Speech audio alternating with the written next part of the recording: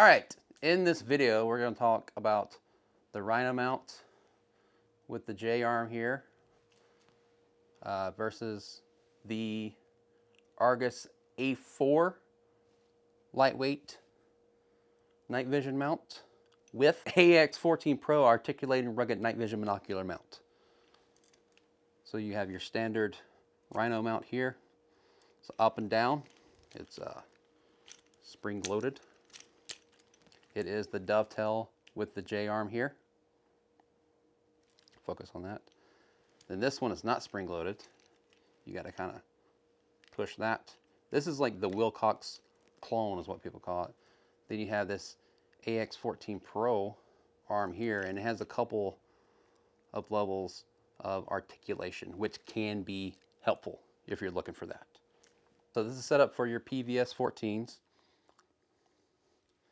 And you'll attach either the AX14 Pro arm or the J-hook mount or J-mount right here.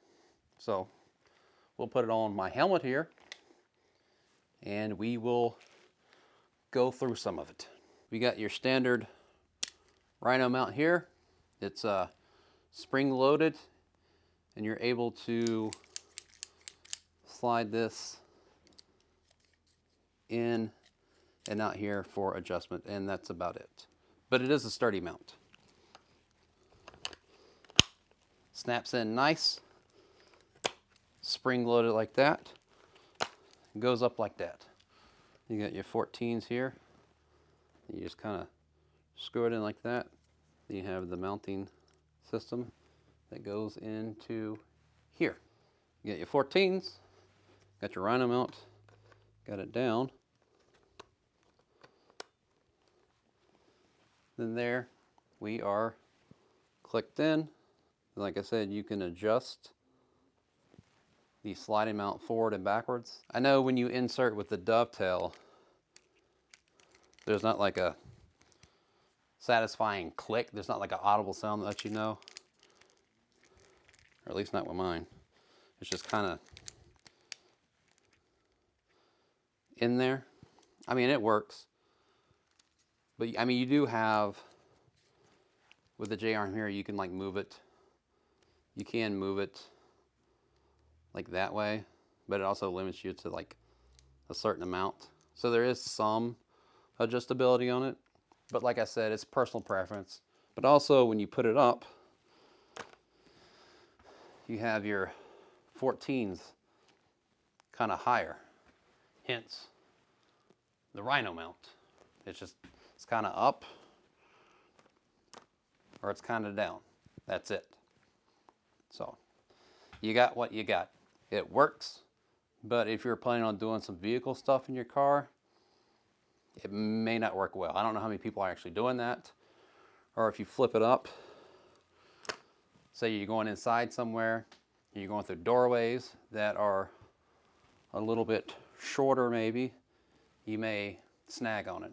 So that's the downside to it. It's like, it's a reasonable price, it's reliable, but now we will switch to the other one so we can see what the difference is. Like I said, this is the Argus A4. There's a lot more customizability, let's say, with this one. It is not spring loaded. You have to press this button here, go up and down. You got your in and out adjustment, like your Rhino mount. I guess the Rhino mount also had like, there was a tilt adjustment here as well that you can kind of tilt your night vision. Also with this one, I was playing around with it. So there's like a little switch here. And essentially what that does, if we can, you can go kind of depending on your shroud, how much room you have. I got to have it on the higher. It'll either give you a little bit of room or some more room. Then the Rhino mount is spring-loaded release mechanism. This is just left to right. I did put a piece of foam tape on here to make it a bit of a tighter seal. Then also we have this lever right here. And what we can do, we can actually adjust this up and down. So there is more adjustability. Price wise, because I want to say this is the titanium, I think this is still $150. I got this on sale for like $145. Whether it's still that price right now, I'm not sure.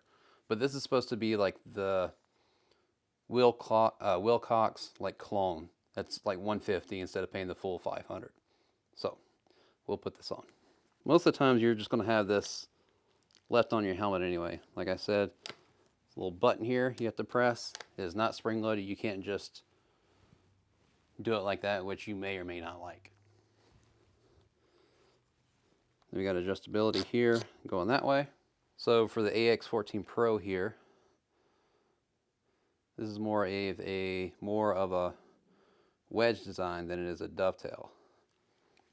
So it just kind of slides in like that. You do have a snap, which is nice. Then you got the button here. Pull it out like that. Now with this one, the J-arm is just like a solid piece of plastic. This, you have 2 points of maneuverability, which can come in handy, and I'll show you. It comes with like a flathead screw, but I put like a thumb screw on there. So just like the J-arm, you'll just screw it on your 14s here.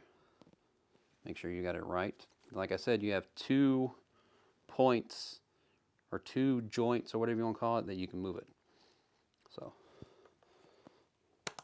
slide it in here.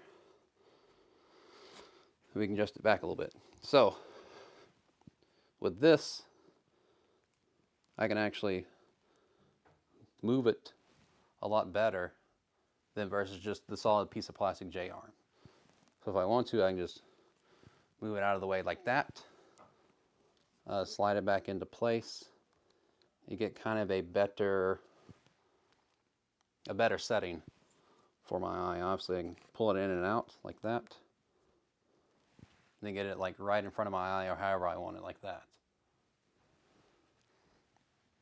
Also, another useful thing for this is when you bring up this, because normally with the Rhino mount you'd be up, but with this AX14 Pro arm, I got the plastic one, they have a metal one.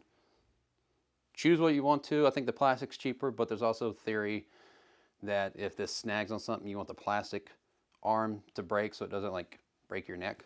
But if you happen to get in a car, helicopter, whatever it is, going into a building, you can have that a lot more low and have it against your helmet versus the Rhino mount where it's just up there or it's down. So there's a lot more modularity with it, movability. Then bring it back down like this, move it back in place, and ta-da, you got it going how you want to. So that's kind of the differences between it. I mean, I guess depending on your situation, it may be dependent on your budget, whether you already have like a J-arm, because I just bought these 14s a couple of weeks ago, saving up money for it. Finally got them. I got it from JRH Enterprises. I'll put that in the link if you're interested. There's a lot of people that sell them. That's where I got them from. So it's just dependent if you want the Rhino mount with a J-arm. My MVGs came with a J-arm, so that was like a plus. I think there's also something that's coming out that's like a Rhino mount, but instead of it being dovetail, it's wedge. So you could run a Rhino mount with like the articulating arm that the AX14 Pro has. So there's that. I mean, it's get what you want to, but there are some differences. There is some advantages to this. A lot more modularity, a lot more customizability, if you want to say. So, but I know a lot of people, I mean, if you're just going to the range and you're just running it, I mean, if you already got the J-arm, Rhino mount, it works fine. If you want to, you can have both. Have one you work with, then have a backup pair. Whatever it is. I know the J-arms can break. I've got one that's broken somewhere from where I had a bunch of gear left over from the military. So there's that. I believe the Argus is, I think it was aluminum. So, but I figure I'd just make a video comparing the two. Tell me what you think. I just started this YouTube channel here. I got an Instagram, same name, StoneFaceGG. I was gonna get Stoneface. It was taken. I'm like, GG, I'm like, guns and gear, that ought to be cool, right? You know, whatever. But yeah, I figure I compare the two. I got to get ready to go work here in about 45 minutes. So I was trying to film this really quick. But yeah, I'll try to throw some more stuff up. If you got any questions, comments, concerns, you have anything that you know that works better, you can put it down in the comments below. I'll look at it. So like I said previously, so I was in the Marine Corps.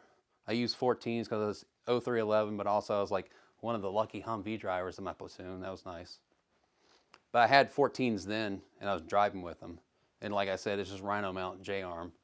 Although your Humvees, you have more room on the inside than your common car or truck. I don't know how many people are going to be driving with MEGs. I know some people do it. Some people do like ATV and dirt bike and stuff. So, like I said, right now it's well, the J-arm may be a little bit cheaper than the AX14 Pro, but it's similar price points. It's just you want more modularity, or you just kind of want to keep it somewhat budget but reliable. So, all right, I'm out here. If you like this, you can give it a like. You really like it, and comment, subscribe, all that good stuff. And we're out.